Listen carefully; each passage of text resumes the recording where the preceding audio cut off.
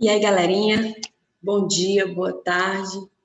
Estamos mais uma vez aqui, nossa última aula do ano, nossa aula de português.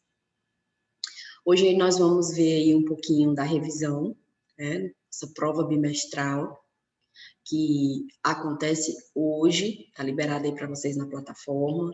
E aí a gente vai falar um pouquinho aí sobre cada conteúdo lá do roteiro que vocês receberam. O professor André já deve ter disponibilizado aí para vocês, tá? A gente começa com a regência nominal na página 19, vocês podem acompanhar no livro, vocês podem também dar uma lida, podem rever as aulas, né, que também estão postadas na plataforma, mas a gente começa com a regência nominal, tá?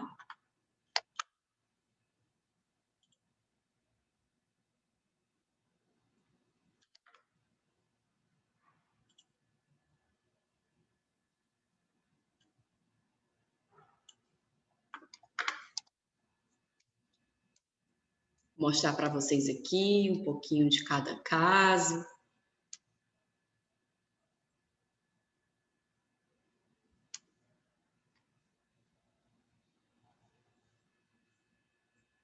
Primeiro vamos saber o que é regência, que é a relação sintática que se estabelece entre o termo regente ou subordinante, que exige outro, e o termo regido. A regência pode ser verbal ou nominal. Quando um termo regente é um verbo, a regência é verbal. Quando é um nome, a regência é nominal. O conhecimento aí da regência correta de cada verbo, de cada nome, é função do uso, tá? Pode ocorrer que o falante desconheça certas regências da norma padrão pelo fato delas não ocorrerem aí no uso popular, que é a nossa famosa linguagem informal, essa que a gente usa aí no cotidiano, no dia a dia. Começando pela regência nominal, na página 19, estuda os casos aí em que os nomes, os substantivos e os adjetivos exigem uma outra palavra, né, para completar o sentido. Em geral, a relação entre o nome e o complemento é estabelecida aí pela preposição. Na página 20, vocês têm uma tabelinha, ó.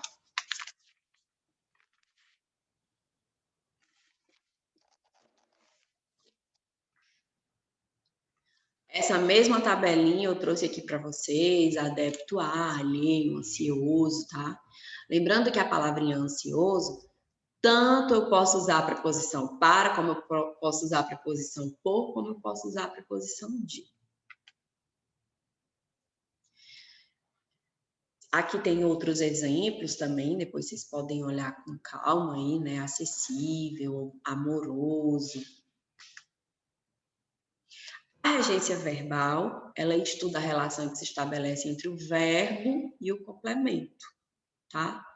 Isto pertence tal. Pertence a quem? A todos. Aqui eu já vou ter um complemento, tá? Eu já tenho um verbo e o complemento desse verbo exige o uso da preposição. Nós temos exemplo aí do verbo agradar, tá? Lembrando que agradar no sentido de fazer carinho, ele não precisa de preposição. O agradar no sentido de satisfazer, ele já precisa de preposição. O verbo aspirar, no sentido de respirar, ele não precisa de preposição. Já no sentido de desejar, ele precisa de preposição. O verbo assistir, esse a gente viu várias vezes, né? No sentido de ver, ele precisa de preposição, certo? Quem assiste, assiste ao jogo, assiste à novela. No sentido de cuidar, de ajudar, ele não precisa de preposição. No sentido de pertencer, ele é transitivo indireto. O direito de criticar assiste aos cidadãos, então precisa sim de preposição. O esquecer e o lembrar são transitivos direto, tá? Quando não são pronominais. Eu lembrei seu aniversário. São transitivos indireto, quando eles vêm aí, tá? Com os pronomes. Eu me lembrei de, então, quando eu uso o me, quando eu uso o nos, então eu vou usar a preposição. O obedecer sempre são transitivos indiretos, precisa de preposição. Pagar e perdoar são transitivos indiretos, tá? Quando o objeto refere-se à pessoa, né? Nós pagamos ao vendedor. Quando se refere ao objeto, não usa preposição. Nós pagamos o material.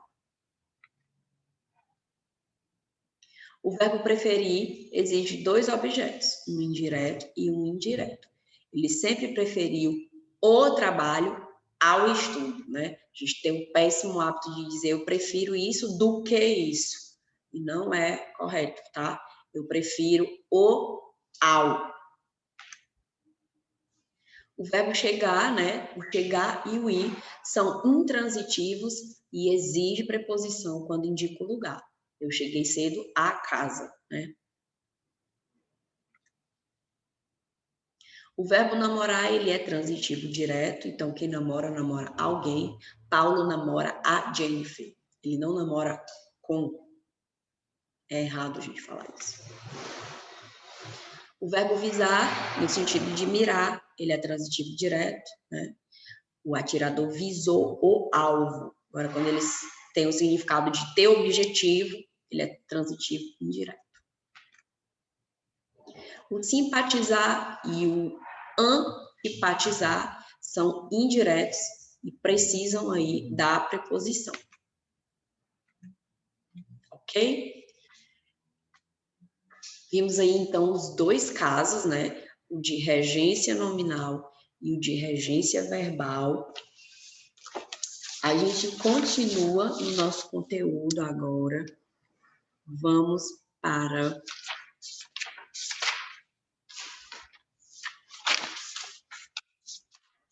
Olhando aqui no livro de vocês, a gente vai ver agora o uso da crase, tá? O acento grave.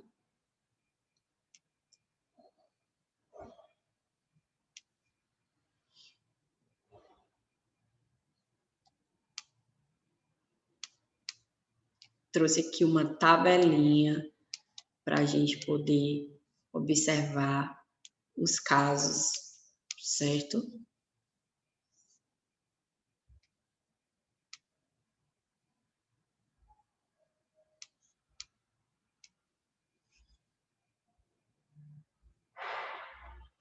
Nessa tabelinha aqui, faz um resumão de todos os casos, mas vocês podem acompanhar a partir da 47, página 48, página 49, tem os exercícios também na página 50, tem aula também na plataforma, tá? A crase, ela é a fusão aí de duas vogais idênticas, tá? Da preposição a com o artigo a, tá certo? E aí, quando eu junto essas duas vogais idênticas, preposição com artigo, recebe aí o acento grave. E agora nós vamos ver aqui os casos quando que o uso é obrigatório, tá? Locuções adverbiais femininas de modo, de tempo e de lugar. O jogo começa às 16 horas. Locuções prepositivas, à medida que, tá? Então, também vai receber crase. Locuções adverbiais femininas de modo, tempo e lugar. A crase é opcional quando? Quando que é opcional o uso da crase? Quando que eu posso usar ou não usar, tá? Antes de pronome possessivo feminino, entregue a pasta à minha tia. Se tiver crase, tá certo. Se não tiver, também tá certo, tá? Antes do nome de mulher, eu me referi a Camila com crase ou sem crase também é opcional. E com a palavra até, caminhamos até a porta, tá? Tanto você pode usar com ou sem. A crase é proibida quando? Antes de palavras masculinas, antes de verbo, demonstrativo, esta, essas, pronomes demonstrativo, relativo, cuja também. Os pronomes pessoais do caso reto, eu peço a ela, eu informo a voz, e pronomes de tratamento. Com a preposição a seguida de palavra no plural, refere-se a questões, então não precisa também, tá? É proibido. Entre palavras repetidas, e com a palavra terra no sentido oposto ao de água. Os marinheiros saíram dos navios e chegaram à terra. Então, quando for a palavra terra com sentido oposto de água, também não é para receber crase. Ok? Para finalizar o nosso conteúdo, nós vamos para o último tópicozinho, que é a colocação pronominal.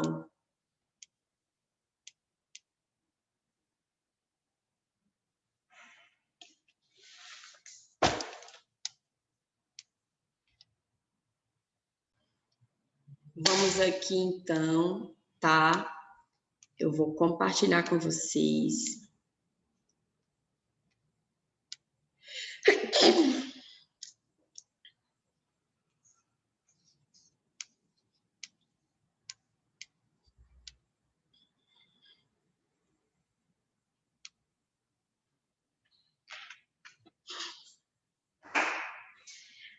Aqui eu vou ter exatamente o que é a colocação pronominal, galerinha. Colocação pronominal é quando que eu uso, tá? O meu pronome. Eu tenho aí a próclise, a mesóclise e a ênclise. Vocês podem acompanhar aí comigo na página 73. Página 73, eu tenho aí todas as regrinhas, vocês vão olhar com calma, detalhadamente, tá? E a gente começa pela próclise, quando que eu uso, tá? Quando que o pronome eu vou usar antes do verbo, sentir. Os pronomes átomos são usados antes do verbo, na próclise. E aqui eu tenho, nunca me senti tão feliz. Palavras negativas, tá? Toda vez que a frase iniciar é por não, nunca, né? Os advérbios, os pronomes relativos, eu vou usar o pronome antes do verbo. A mesóclise, que está na página aí 75, o verbo vai estar no futuro aí do presente, certo? Enviaremos a encomenda até sábado.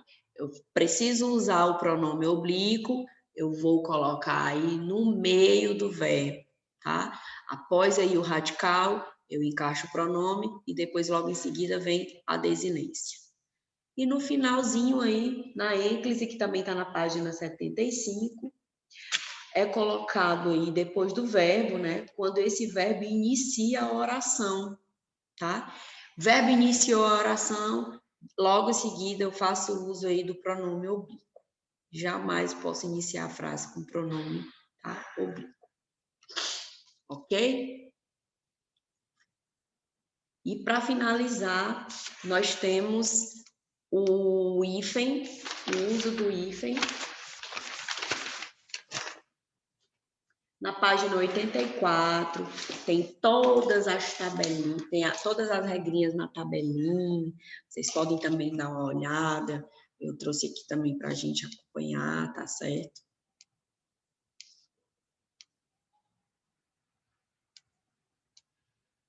O uso do hífen.